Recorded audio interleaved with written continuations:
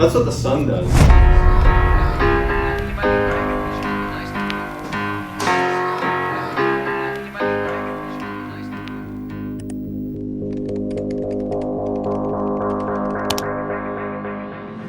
A Driftwood company is this kind of amorphous blob of dreams and skills that I've picked up with my hands and the immense support and help from my dad. Morning. How important is the planer? Super useful. Use it every day? Every time we make a piece of furniture, yeah. All the wood we get in is rough cut and it'll have saw marks and all that, so gets it planed down. How hard was the planer to get in? Super sketchy. It was on a super big pallet and weighs like 400 pounds. So we couldn't get it off the pallet because it would just tip over. So we had to like ratchet the box to a support beam and then put jack stands underneath it and lower the jack stands a little bit. And then put blocks and we finally got it down. So the drum sander was also really difficult to get in here. So what is this, Jacob? Drum sander. What does it do?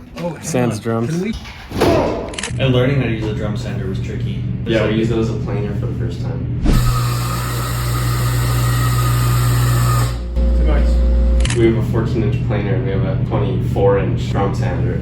Inch matters. What was exciting about getting the pool table? The fact that it was a pool table. I can't see. Keep coming. Down! Perfect. We played on it a lot for the first 3 weeks that we had it up there. Sometimes we'd go up there for like an hour and a half and just play pool. In the middle of the day, too. Day to go, just for fun, is that neither one of you ever beat me on this table. So that desk behind you and this whole, all this office furniture, where did that come from? This came from a dumpster. It's fully 100% recycled, reused. That was after we chopped down the pool table. And then we were gonna bring it to the dump, and then our neighbor, he was like, hey, we have a dumpster beside the building. If you guys have anything you want to check in there. So we brought the pool table down. And then before we checked everything in, looked inside, bang. We were literally, that week, we were looking for a desk. A perfect little coincidence. We actually gained a phenomenal office because we bought a stupid pool table. Before we installed that ventilation, like a jet, how did the dust affect you?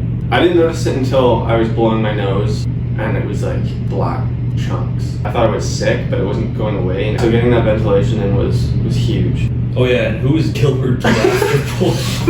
Oh, there's Gilbert, the rafter boy. He's dusty.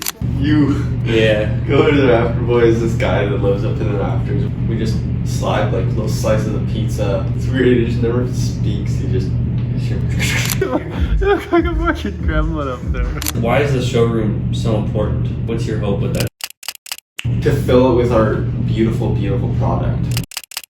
And have people be able to walk in, see the shop and where it's made, and then go upstairs and see the product that we produce and the things that we can make. You know, it's like a comfortable space where you can just show people what we're doing. How long did that take? 3 weeks. That was like with 3 of us on it. Yeah, and Milton was there every once in a while. I really wish that I wasn't being recorded as a drywall taper. Sealing alone took a week. The other goal is to print canvas too, right? So we have this big printer, and we're going to be printing photography prints. So that's super exciting. That's going to be a lot of fun. That's going to take a lot of research on getting that to print well. What did you learn from building the first piece in the shop? How long did it take? The real first piece was the maple desk with the beeswax slide drawer. So we're making the desk today, or table, side table. We'll call it a side table. That took way longer than it should have. Between joining everything together and then tapering the leg, finishing it, figuring out like the drawer, oh god.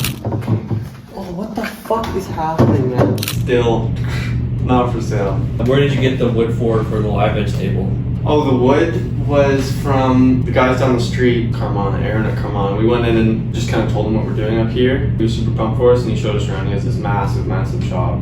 Yeah, and then we were just walking around upstairs and we were like, oh, these are really cool pieces because they have the dry rot live edge kind of thing in them. And he's like, you can just take those. So right as we were leaving, we picked them up and walk them up the street. And who was right about the physics of the original leg design? But what about the physics of it just going, they're not big enough? I will give my dad credit that the original leg design with just the 2 Morris and Tenon pieces of walnut would not have made a good table. It's just pure physics. The open space on each side of the leg was too tippy. I emphatically don't think it's the right design. But you stuck with like your plan and just added on to it. Yeah, just found a solution, and by adding those 2 extra pieces, and then your idea of creating the cross beam to kind of tie them together. Looks sweet. Love that table. Ooh, yeah. Sure, that's a sick design. I'm glad you stuck with that. How cool is the laser etcher? Super cool. It goes. We've done some cool things. We've done birthday present for our buddy Oliver. What's going on, man? Do the pose. Let me see, dude. See ya. Cougar Logistics. Get under there. Mover. And I think once we start making things en masse, I think putting a little hidden stamp. It's such a cool thing. We'll find a use for it that we use it every day. Yeah, but look how small company is. Oh yeah, it looks Like it's so nice. And the 72-inch table was almost the same project as the first desk. How long did that take?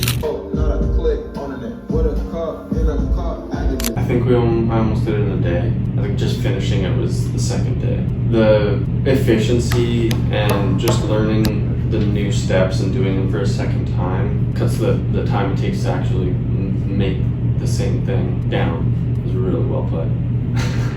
We sold it. That was our first sale. Yeah, so we got the lathe. Did you give it a name? You gave, what is the lathe's name?